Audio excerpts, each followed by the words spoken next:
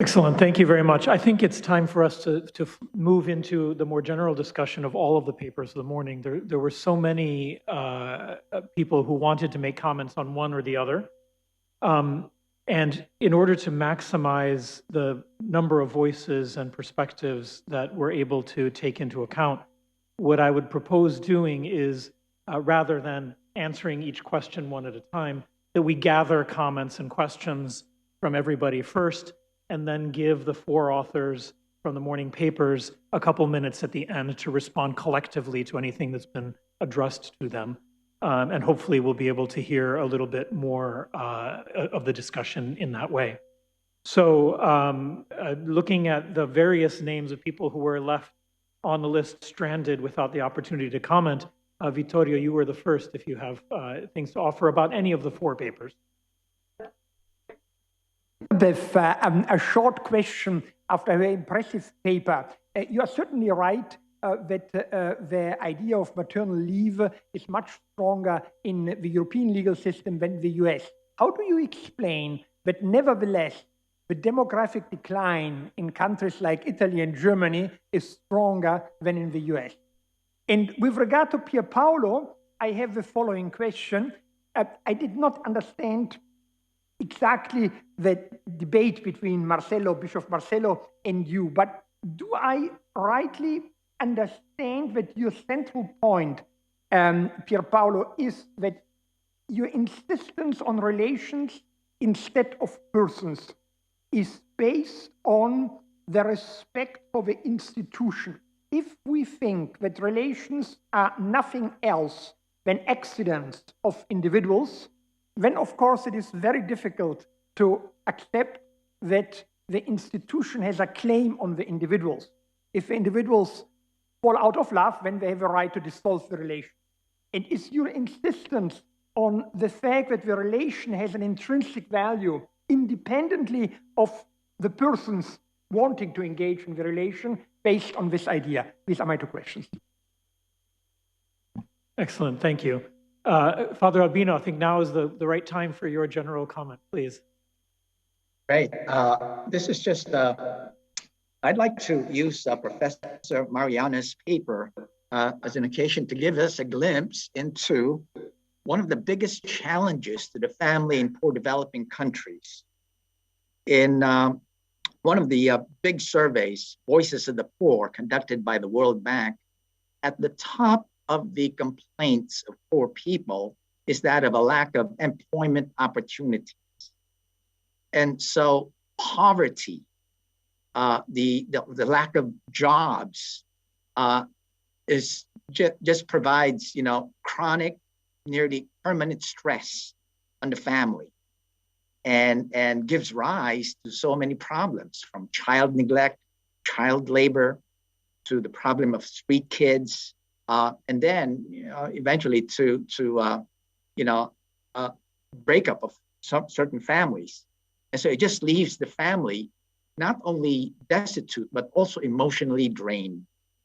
And so Professor Mariana's paper on stress is something that gives us an idea of what their experience is like. So that's just what I'd like to make. Wonderful. Thank you. Anna Marta, you made several comments that we weren't able to get to, so please. Thank you. The fact is that Father Albino's point goes to the heart of my comment, which is for all the speakers this morning, because I think that family and work belong together, and the economic pressures on the family are the reason for most of the stress that they experience on a daily basis. No? So this brings together the presentations this morning and yesterday presentation by Professor Sachs, because it has a lot to do with the acceleration of life, with the acceleration of the economy, and of course how we can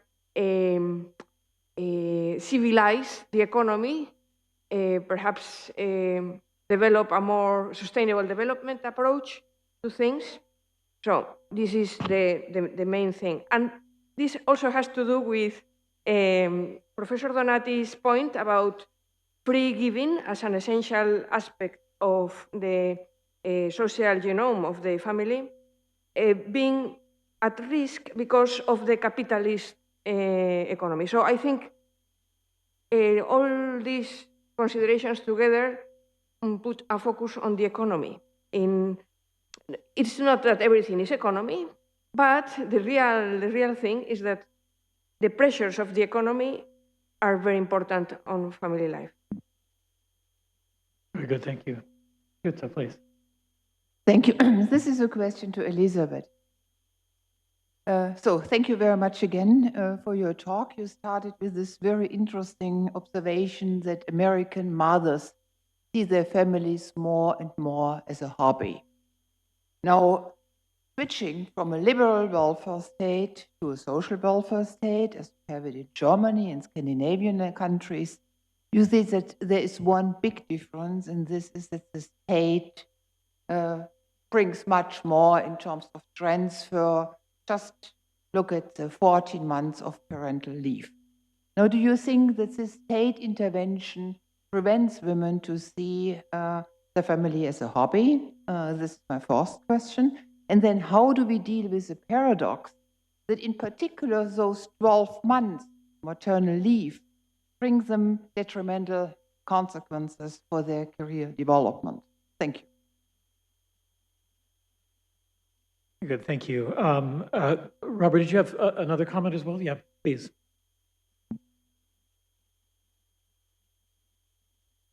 I don't want this comment to overshadow many more important things that have emerged from really all the discussion, but especially from Elizabeth Schultz's paper and discussion. I wanted to focus, however, on a very specific question, which is the allegation that Americans seem to have a very weak and not very robust concept of state or of public policy or the common good. There is something to that, I concede, and it's been recognized for a long time. And the short answer in the literature on that question is that that in Europe, the state preceded the nation historically, and in the United States, it's the reverse. In the United States, the nation preceded the state. So there is some difference. I'm trying to minimize this intervention. However, the main difference has to do with the fact that there's high variability in the United States on that question, on the role of the state. And many contemporary Europeans and many contemporary Americans don't realize this. The state today is despised on average in the United States and is not compared to the rest of Western Europe, for example, a much smaller player in caregiving and so on. But that historically was not true. Indeed, 50 years ago, the American state was much stronger, and indeed in some respects stronger than European states. In the 1940s and 1950s, the American state was more active than Scandinavian countries in redistributing wealth, for example. And so I'm only calling attention to, we need to pay attention to time constraints. If we're looking at trends over time, this conversation would have been very different had we been having this conversation in the 1950s, which I want to say is in some respects, not in all respects for sure, but in some respects, a better time for American families.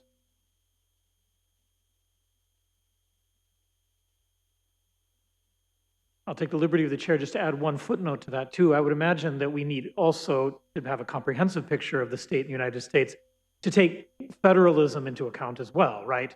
So much of family policy, for example, happens at the level of the states, and that's partly why we don't see it at the level of the federal government. Yeah. Okay, Oswald. This is a very specific question for Elizabeth that has to do with the female digital gap and the disconnection, the digital disconnection that women are facing in America.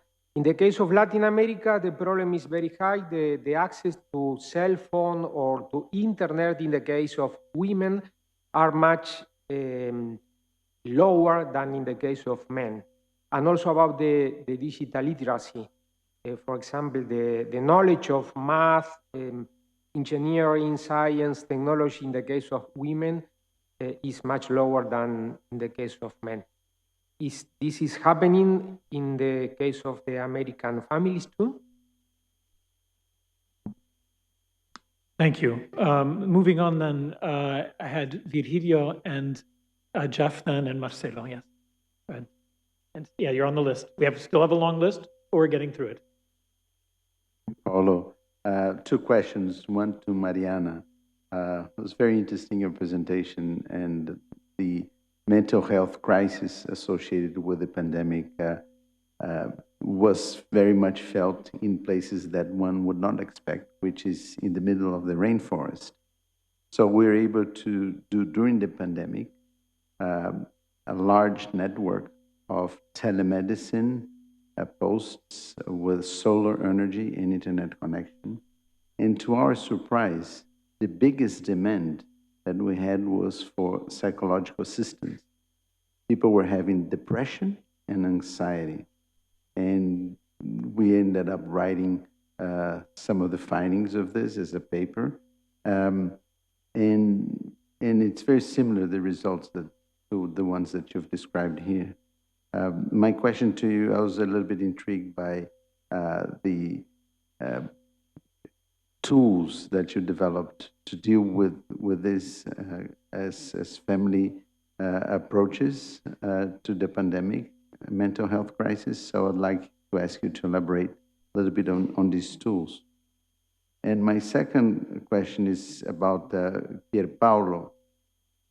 Thank you so much. It was very educational to me to understand your definition of relational good.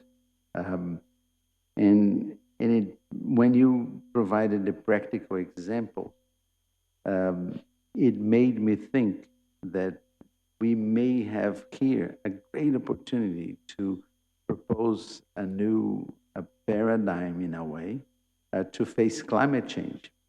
Because climate change was first approached with a sort of a technological solutions. So let's use more electric cars and let's use more solar energy and so on and so forth.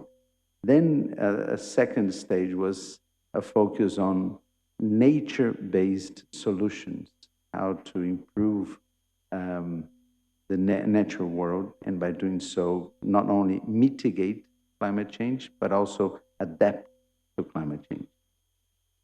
Having seen all of this discussion, Marcelo, what occurs to me is that we could propose something that could be called as family-based approach to climate change.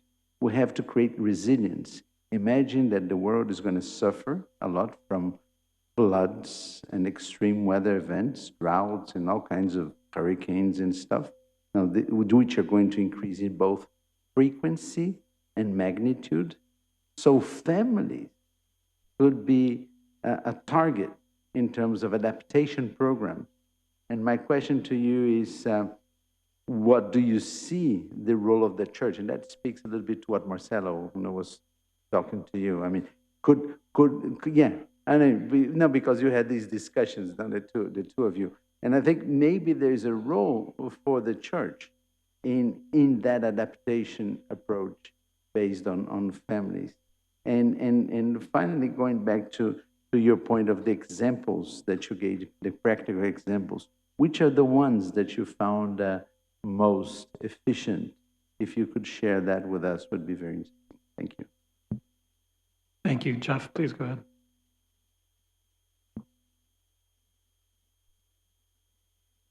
Thank you. I wanted to ask Mariana some questions about your wonderful presentation. First, are there data on family stress in a systematic survey basis that follows your methodological definitions of stress and then tries to measure prevalence across households and over time? Second, we hear, and you mentioned, the epidemic of depression in Generation Z. I just would like a little bit more of your thoughts about what the data show and to what extent you think that's familial or the social issues that young people face, or social media, or online overuse of online apps and so on, because there are a lot of different theories of whether it's a real epidemic, and if it is, what it is. Third, just a reflection, if you could, from your experience on what COVID meant for families that you saw. One of the things that has been striking to me, but I may be wrong because I don't really know and don't watch television at all, but it seems to me that there's very little grieving socially in the United States about the deaths. We've had more than 1 million deaths, and it seems like from a societal point of view, no one even mentions it. We just had to get businesses open. I'm a little bit stunned at the callousness. Nobody even pauses to say how many people died. I wonder whether that is part of closer. Thank you. So I'm wondering whether somehow this discordance of the personal pain and the total public neglect, it seems to me, is some aspect of the crisis that's felt, because there's no public grieving that I see at all. And then the last question was whether there are systems of family counseling like you do and promote, but that are publicly available on a widespread basis in the United States. Is this what social workers are actually doing? Are they trained? Is it systemic? Thank you. Thanks, Jeff. Excuse me. I think if we're all very brief, we can get through the rest of the list. I'll just run through it so you know that you're on the list. Marcelo Suarez is next. I have Sister Helen, Stefano, Rocco, Ricardo, Vincenzo, and Rafaela. So hopefully we can be very brief and to the point, and that will give our speakers at least a couple of minutes apiece to respond to some of the main points that have been raised. Please. Thank you so much. I have a question for Mariana, and I would very much hope to hear Professor Engel's reflection as well. The invasion of incivility, I think Jeff alluded to this, via the new information, communication, and media technologies is a concern increasingly in the developmental trajectories of children. The most obvious way in which this manifests itself as a cascading cycle of violence and aggression to the family is in bullying, is in the whole range of degradation that is built into the apps. The apps were developed to intentionally addict children, particularly. I'm wondering how much this is an issue in the German context, Professor Engel, and Maria, and I wonder how much this is an issue in the work of your family. Just the invasion of social media in the life of the family. Thank you. Stefano. I have thank you. A question for Pierpaolo Donati. The notion of relational good entered economics only in 1989. Before that year, relational good did not exist in economics. You can check in old encyclopedia, textbooks, etc. And they were introduced independently, one from the other, by two fellows.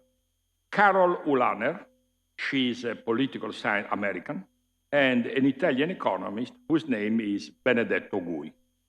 Now, more than 30 years elapsed since then, but even now, relational goods are not part of mainstream thinking. So the question to Paolo is, what is, from the point of view of your sociology, the reason why that? Because we must have a reason. We talk about relational goods when we talk in terms of sociology, psychology, anthropology, but when we come to economics, it's forbidden. It's forbidden. I mean, professors should dismiss students who use that term. So what is your explanation for that? For this, what the French call fin de non-recevoir in this context. Second aspect, you talk about a gift. Probably, don't you think that it's proper to distinguish between gift as munus and gift as gratuitous? Because gift as munus is, I give you something because I expect something in exchange. So gift as munus will never be able to create a relationship. You have to go to gift as a gratuitousness if you want to establish a true relationship. It seems to me that the family life, it's a generator of gifts as gratuitous. In other words, nobody within a family does or gives something to another member of the family because he or she expects something in exchange. And, the gift as munus is Maus, the Maus tradition who became so famous, and most people are induced to believe that is the proper meaning of the word gift, which is not true at all. What do you think about that? Thank you. Thank you. Riccardo? I also have a question for Pierpaolo, whose paper I really cherished. I start with metaphysics. Contemporary Aristotelianism and contemporary Confucianism, which are both well flourishing, differ in as far as Aristotelians and also scholastics are based on substance, person, while Chinese on relation. So yes, so I was translating your paper in Chinese when you were speaking. Now the question I have is this: it's amazing the passage you have on how to steer the genome and if possibly and how. I like very much the idea of introducing anthropological rights that will make it possible to go into the right direction of a transformative innovation. But when I think of China, we see that social innovation is led by the government with substantial effects on families. So how are we going to make it better? If you can go back on this steering if and how.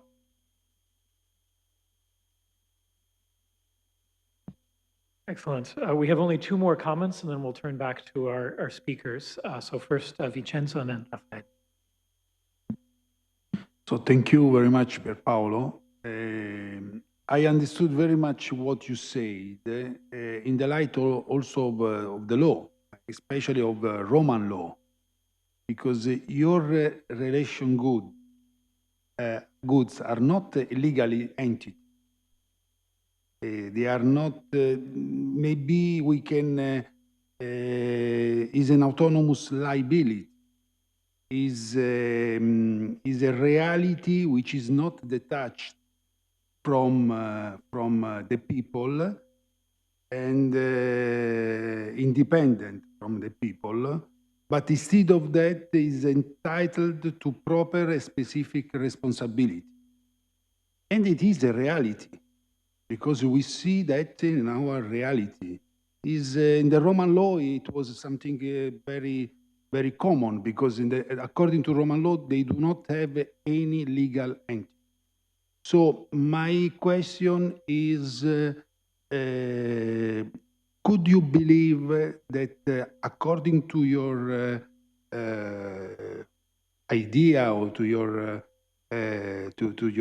thesis, we can also speak in a different way about the human rights? Because sometimes also referring to families, according to human rights, it seems that the family is just an ancillary part of the person. and the family is not considered as something entitled to proper responsibility. Thank you. Thank you, Vincenzo. I hope that my paper tomorrow morning will help to answer your question. Rafaela. Okay, thank you. I would like to share two brief reflection triggered by the intervention of Pierpaolo, Mariana, and also from the Monsignor Marcelo question. First, about the dyadic and relational coping, I would like to stress the importance of moving from the individualistic perspective to a relational construct of dyadic coping. In a culture like such an international mainstream of psychology, is important to move from individualistic coping to relational and dyadic coping. Also in our Catholic University, we study this construct because it reflects a relational perspective, or almost at least overcome the individualistic perspective. I think it's already a small step to approach the relational perspective, and are the small sign of hope that we should value in mainstream of the psychology. And another reflection is about the intervention programs that Pierpaolo and Mariana quoted in their speeches. It is important to work with couples, not only, in my opinion, not only on skills, but also on the identity of the couple. Not only we have to reflect on how we can face the stress, how we can cope the stress, but why we have to cope the stress together. Okay. And so I think it's important to implement the intervention that working on the relational identity, intergenerational aspect, also not only on interactive skills. Thank you. Thank you, Rafael. Thank you all for being concise in it. So to our four speakers, I with apologies in advance, I can only grant you 2 minutes apiece to respond. So please don't feel like you need to be comprehensive and address every single thing that was said, but please feel free to be selective and focus on those things that you think are most helpful to our overall conversation. So Lisa, please, floor is yours. That's a heavy task. Let me start with one of the questions that Professor Donati left me with about corporate citizenship. If corporate cultures could be shaped by Cardinal Turkson's wonderful intervention on the vocation of a business leader, then I would have some hope for that.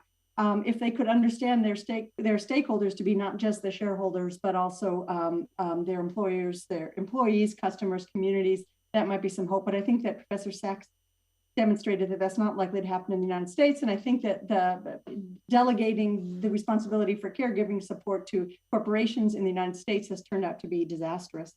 For Professor Hustler, the demographic decline in the United States is just slower. We're getting there. We're getting to the demographic winter. The thing that's keeping us from that so far is immigration communities and other cultural communities that were addressed earlier, African American, Hispanic, and Asian communities. Where that goes in the future is going to be interesting, and we don't know. Professor Almendinger, yes, I think the state intervention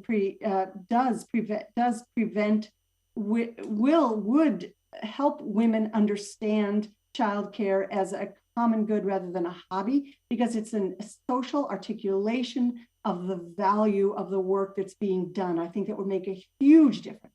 How do we deal with the paradox that the leave is detrimentally impactful on women's careers?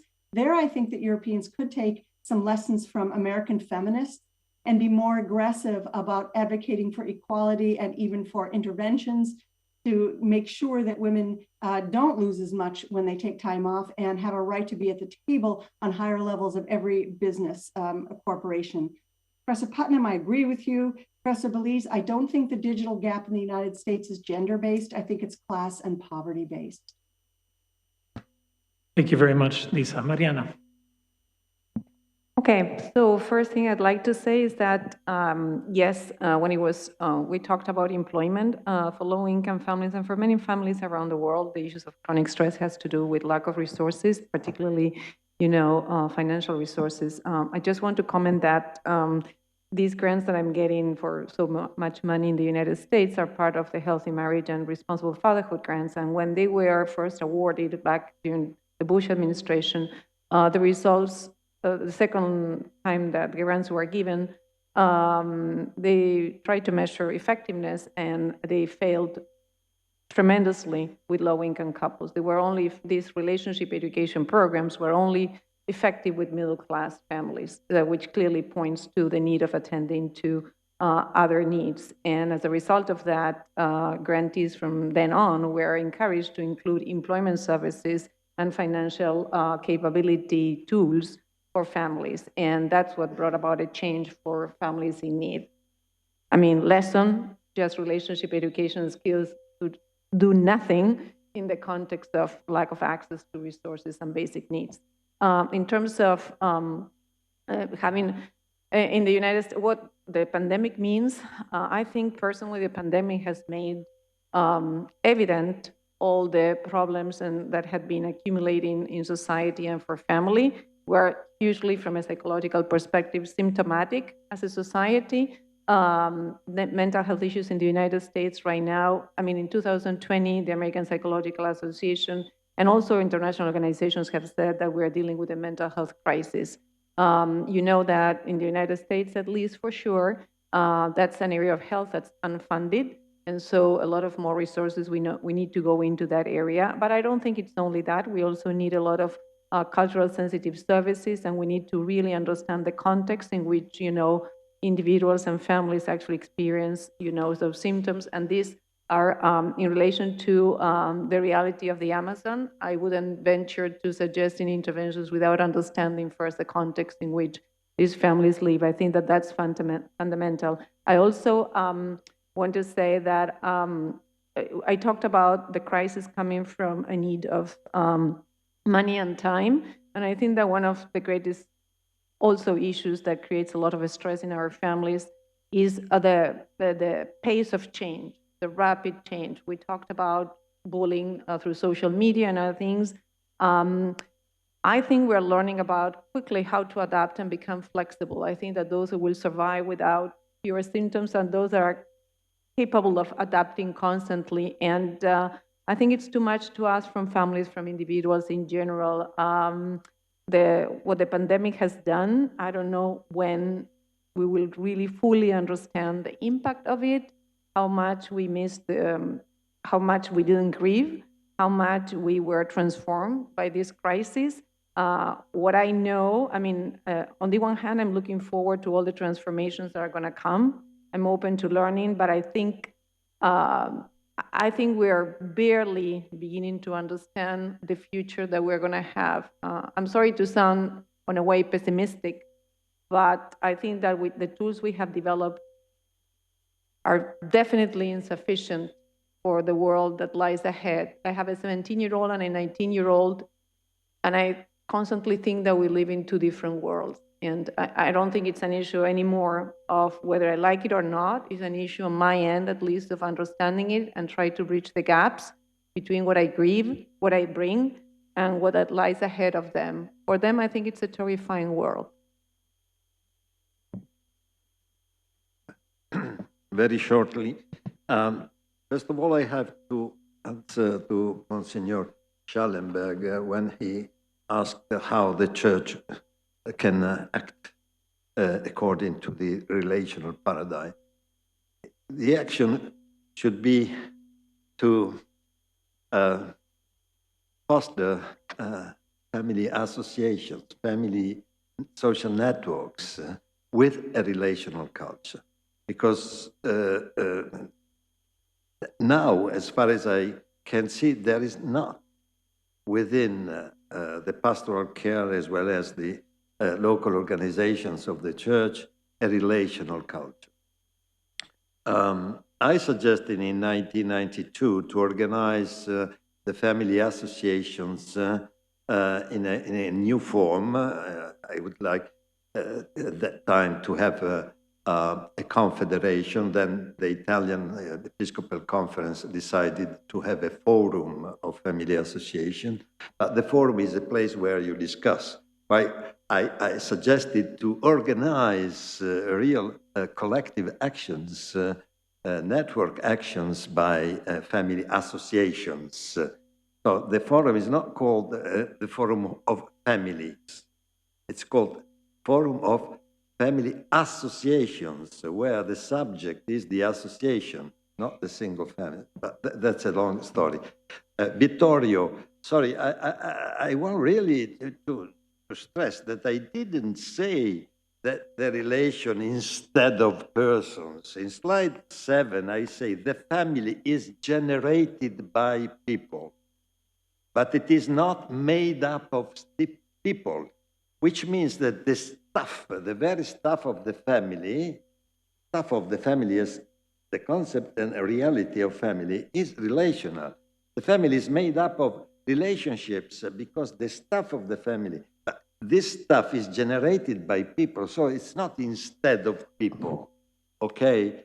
But in order to understand that, you need a theory of emergence. And what is lacking in many disciplines is a real theory of emergence. Then it's not independent, it's autonomous. Autonomous, as you well know, is autonomous, giving a rule, a normativity by himself, or himself, in the case of the family. Independence would mean that this relationship does not depend. No, the relationship depends on persons, depends on people, but it's something else. It's an emergent. You need a theory of emergence. Anna Marta, thank you for your comment. Now, the challenge by the capitalist economy, which I call the lib-lab, the liberal labor compromise, splits the family into the private and the public affairs. While the family is not public, it is not private. It's the interconnection between the private and the public. That's because it has a communitarian essence, a communitarian nature. So it belongs to a third sector, which is not the private or the public sphere.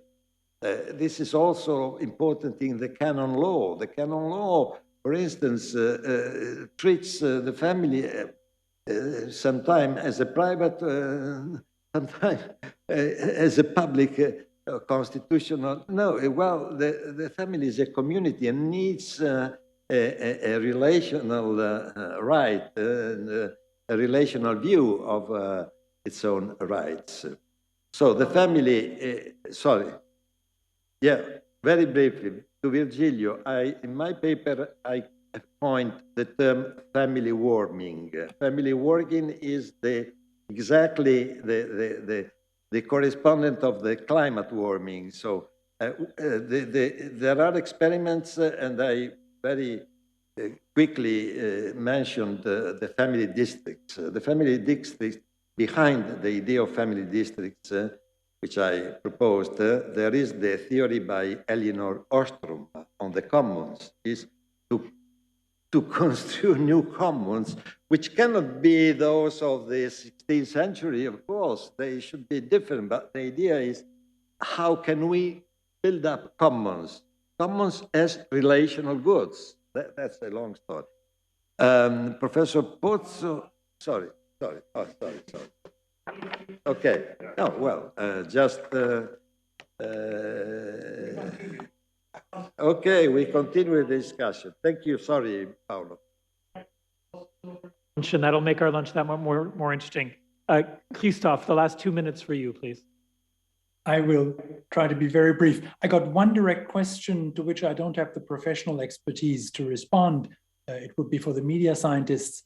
So let me just offer one question here. Is in a risky environment the best policy of a family to be protective, or shouldn't a family not perhaps better make the children resilient to what they have to live in? But I'm not answering it. I want to conclude on a note of regret for me not being there and continuing the conversation over lunch. And one of the questions I would have had for our organizer is, in my experiment, clearly adopted an individualistic perspective. I was investigating choices, and he clearly adopts at least not exclusively individualistic perspective. Are we able to learn something interesting from studying choices about understanding relations? And I know that would need a couple of glasses of wine and a good flow of the conversation. So many thanks, and I wish you a wonderful lunch. Fantastic.